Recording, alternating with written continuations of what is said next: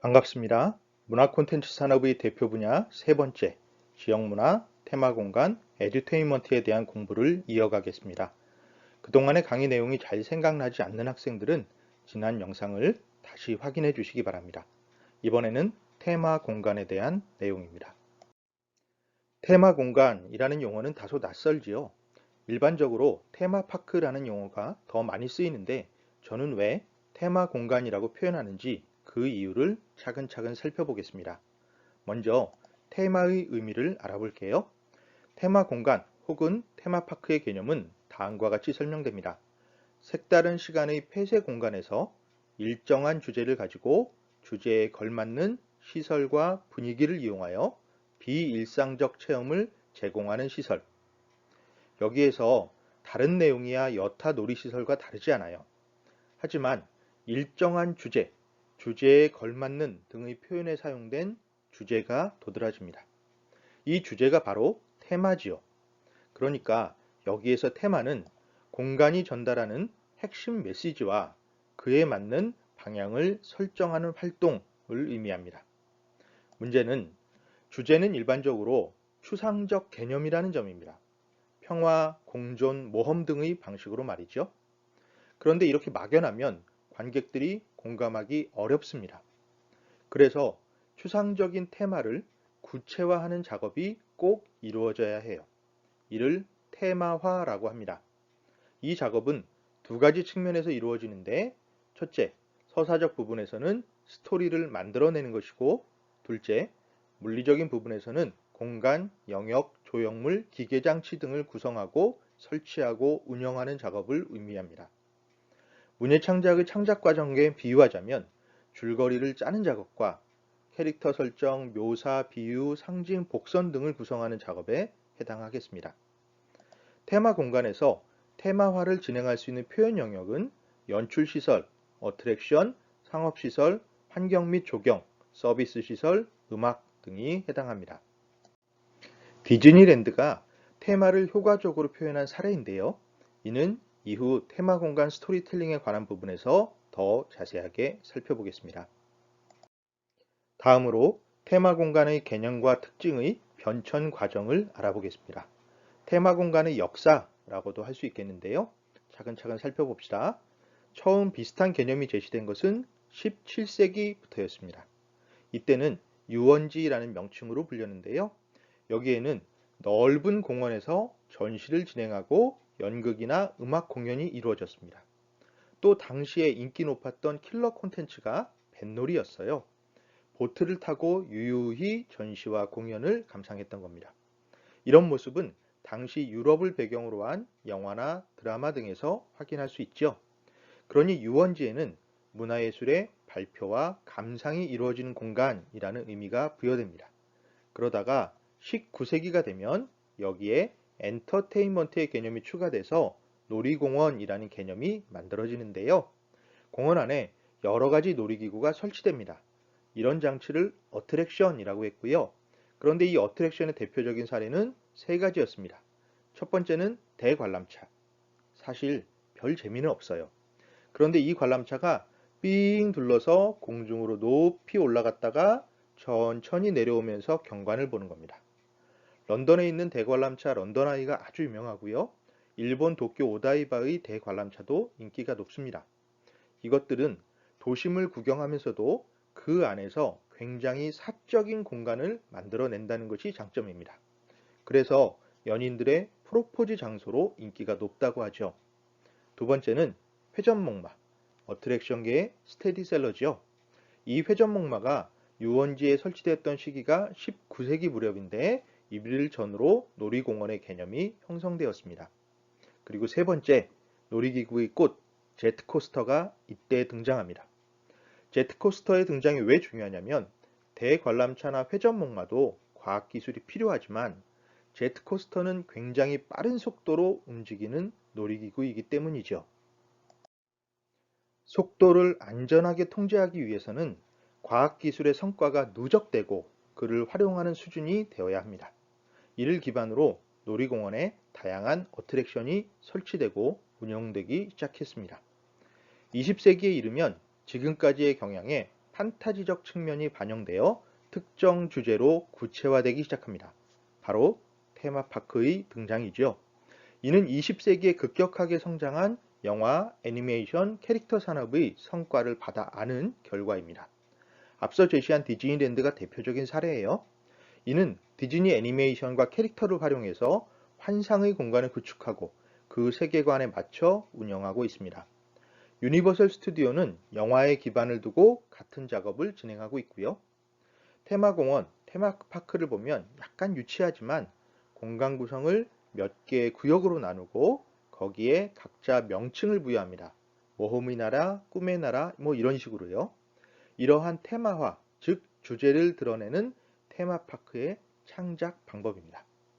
이처럼 테마파크는 어트랙션을 중심으로 넓은 공간에 특정 주제를 표현하고 여기에 리조트, 식당, 기타 위력 시설들이 더해지는 대규모 시설로 조성이 됩니다. 그러다가 20세기 후반부터 더는 대규모 시설을 만들기 어렵다는 현실적인 문제에 봉착합니다. 또 거대 시설을 만들기 위해서 자연을 훼손하거나 지역 주민의 생활을 침해하는 등의 문제가 대두되었고요. 이것에 대한 반성으로 무작정 큰 시설을 조성하기보다는 규모를 적정하게 유지하면서 테마의 폭을 넓히자라는 견해가 나옵니다. 즉 테마를 엔터테인먼트에 집중하지 말고 역사, 문화, 공공 등의 다른 분야로까지 확산하자라는 의견이에요. 이것을 반영해서 테마 공간, 테마 스페이스라는 개념이 21세기에 들어서면서 제시되게 됩니다. 테마 공간의 특징은 한 가지 분야만 집중하는 게 아니라 여러 기능, 그러니까 기존처럼 전시도 하고 회전목마 같은 어트랙션도 설치되어 있으면서 캐릭터를 이용해 공간도 구성하는 이렇게 다양하고 복합적인 컴플렉스적 측면을 가지고 있다는 점입니다. 융합, 컨버전스가 계속 이루어집니다. 생활 문화를 다루는 테마 공간이 많이 만들어지고 있다는 것도 특징 중의 하나입니다. 박물관, 민속촌처럼 다소 규모가 클 수도 있고요. 틴토이, 레고 같은 장난감이 테마가 될 수도 있고 뽀로로랜드, 코코몽 월드처럼 애니메이션을 대상으로 할 수도 있어요. 직업 체험을 하는 카자니아 같은 것도 가능합니다. 제가 경험했던 테마 공간 중에는 카페 정도의 규모밖에 안 됐는데 그곳을 오직 코카콜라로만 채운 경우도 있었습니다. 제주도에 있는 곳인데요. 이르기 역시 작은 규모지만 테마 공간이라고 할 수 있겠습니다. 그런 점에서 우리가 평소에 관심을 가지고 있는 북카페, 독립서점 이런 곳들도 잘만 운영하면 테마 공간으로 의미를 가진다고 하겠습니다. 테마파크의 특징을 더 살펴봅시다. 테마 공간과도 직접 연관되는 내용이니까요. 사실 테마파크에 대한 이론은 그리 많지 않습니다. 워낙 학문이 아니라 상업의 한 분야로만 인식되었던 탓이죠. 특히 우리나라 이론서들은 거의 외국 이론서를 번역 소개하는 수준에 그쳤는데 그나마 이 책 테마파크의 이론과 실제가 조금 더 다양한 견해를 언급하고 있습니다. 이 책의 내용을 정리하면 다음과 같아요. 우선 테마파크의 기본은 주제입니다. 주제가 명확해야 테마파크가 될 수 있으니까요. 차별화된 컨셉트와 스토리를 바탕으로 단일하거나 복합적인 주제를 구성한다라고 설명했습니다. 이런 사례는 많지요. 가령 에코 테마파크는 환경 관련 주제를, 신화공원이면 해당 지역의 신화를 대상으로 하는 방식입니다. 다음은 비일상성입니다. 테마파크는 현실에서 벗어남, 꿈과 환상의 세계를 제시하고 비일상적 공간을 만들어냅니다. 앞서 지역 문화를 다룬 영상에서 언급한 놀이의 특징 중 탈출과 연관되지요. 디즈니랜드 같은 경우는 청소년을 비롯한 여러 운영 스텝이 이동하는 모습을 관람객에게 보여주지 않습니다. 스텝들이 움직이는 통로를 지하에 만들어 놓고 지상을 돌아다니는 관람객들은 오직 디즈니 캐릭터들하고만 접하도록 운영하고 있어요. 이처럼 완벽한 통제를 통해서 디즈니랜드 안에 들어가면 디즈니가 제시해 놓은 꿈과 환상의 세계만 딱 보이도록 만들어 놓았습니다. 이러한 현실과의 단절, 비일상성이 중요한 특징 중의 하나이고요. 다음은 통일성입니다. 테마파크에 있는 모든 환경, 시설물, 프로그램 등등이 산만하지 않고 통일된 이미지를 구축해야 한다라는 뜻이죠. 디즈니랜드면 디즈니 관련된 캐릭터들만 제시해야 됩니다. 유니버설 스튜디오도 그와 연관된 내용으로 구성되고요. 사실 이 부분은 한국의 테마파크들의 약점 중 하나입니다. 이는 테마파크 운영의 문제가 아니라 한국 테마파크들이 보유한 캐릭터들이 부족하기 때문이기도 해요. 앞으로 이를 보강하기 위해서는 캐릭터 산업을 조금 더 육성해야 합니다. 또 통합의 기능이 있어야 해요. 어트랙션, 시설물, 이벤트, 상품, 서비스 등등의 다양한 분야가 목표를 실현하기 위해서 통합적으로 유지되고 관리해야 한다라는 겁니다. 여기에서 목표로 한다는 것은 테마를 구현한다라는 뜻이에요. 이는 앞서 살핀 통일과 비슷한데요. 하지만 통일은 이미지 메이킹, 마케팅, 디자인적인 측면을 강조하는 겁니다. 반면 통합은 유지와 관리, 운영의 측면이 강조되는 것이고요. 마지막으로 복합적 요소가 있어야 합니다.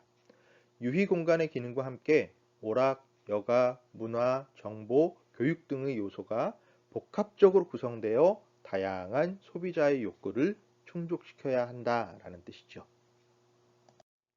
이처럼 테마파크는 그 자체로 독립적인 특징을 가집니다.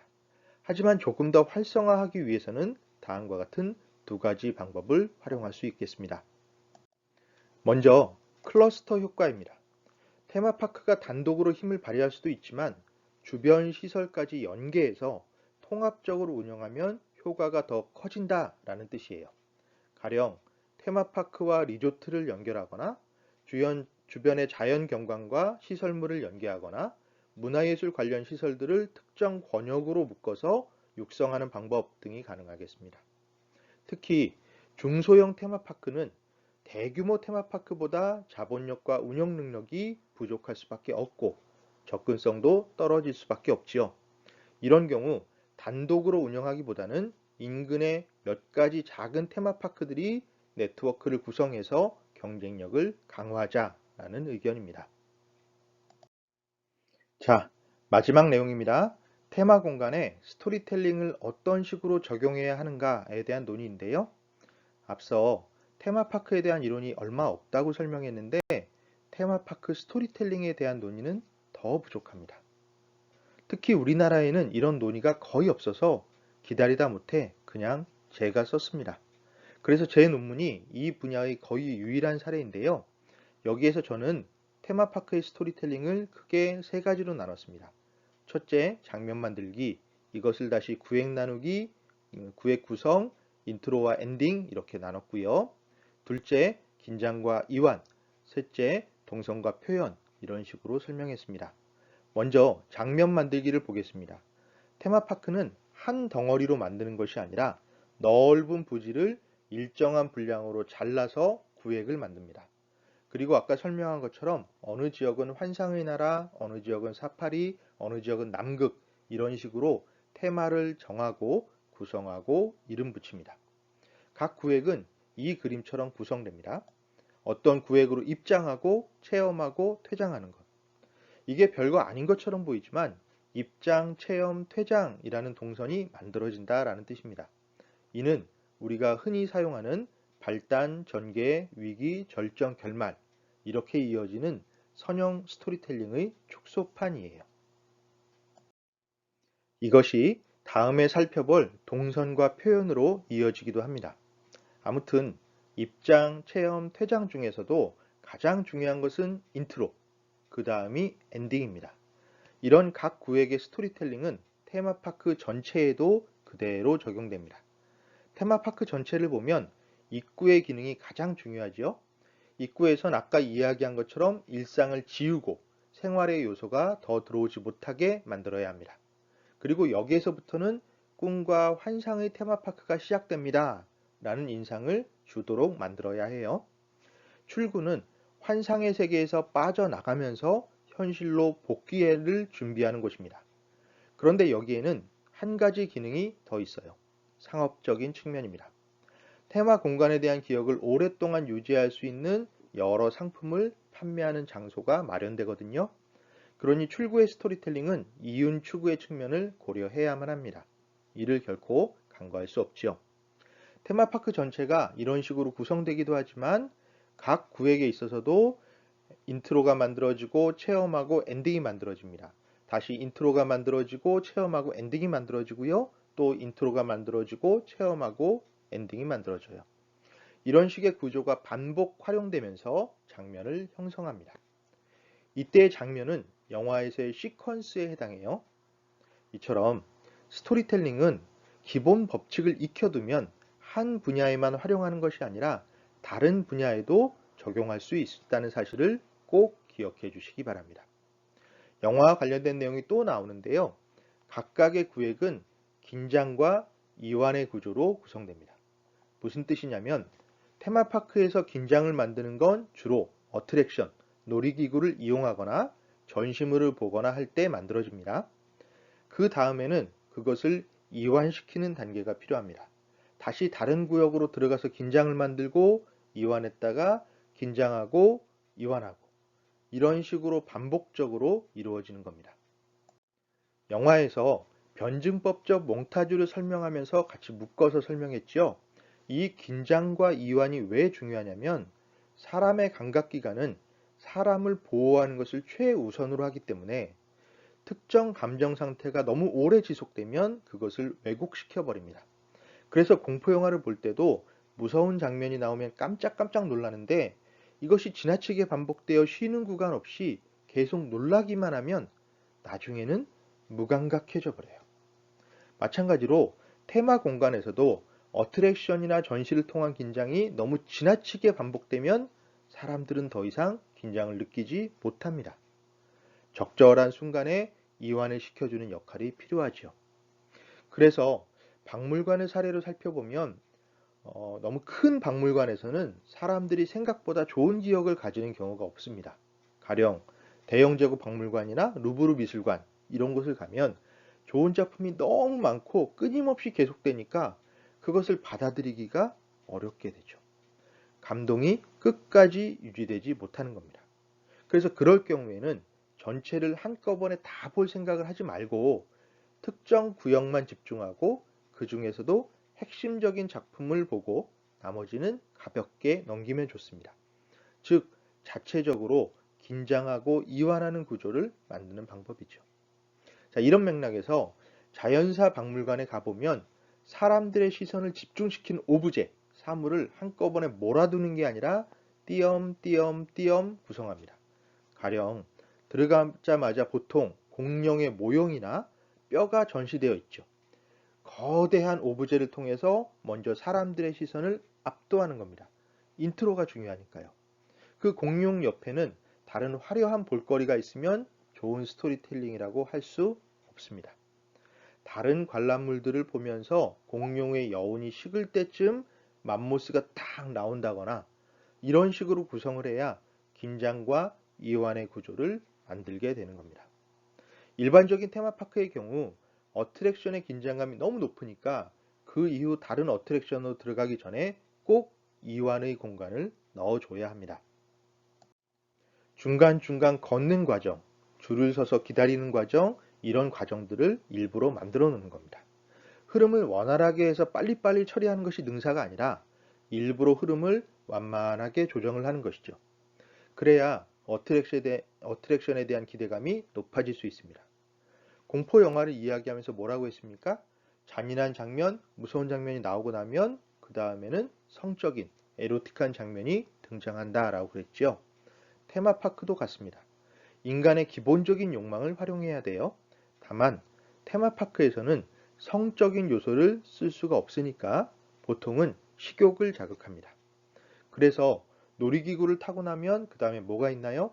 솜사탕을 팔거나 햄버거를 팔거나 핫도그를 팔거나 사람들의 긴장을 즉각적으로 완화해 줄 수 있는 달고 기름지고 짠 음식을 제공하는 겁니다. 자, 이것을 도표에 표현하면 이렇게 중간중간 라운지들을 만들어서 이완을 시켜주는 구조입니다. 마지막 출구 쪽에는 기념품 가게를 만들어서 엔딩 끝나기 전에 이 여운이 남아있을 때 기념품을 사게 만드는 구조를 갖추게 되는 겁니다. 아쿠아리움에 가본 사람들은 알겠지만 입구 가까운 곳에는 거대한 물고기 박제를 전시하지요. 일단 압도적인 볼거리로 관객들의 기대감을 키우는 겁니다.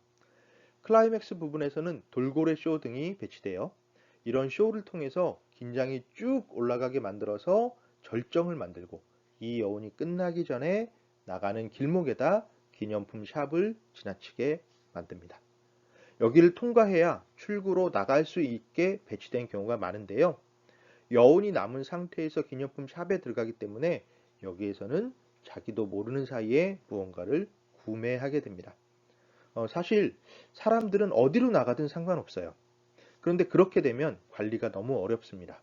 그래서 관람객들이 자기가 통제받고 있다는 걸 모르는 수준에서 사람들을 한쪽 방향으로 살살살살살 유도할 필요가 있는데 바로 이것이 동선과 표현입니다.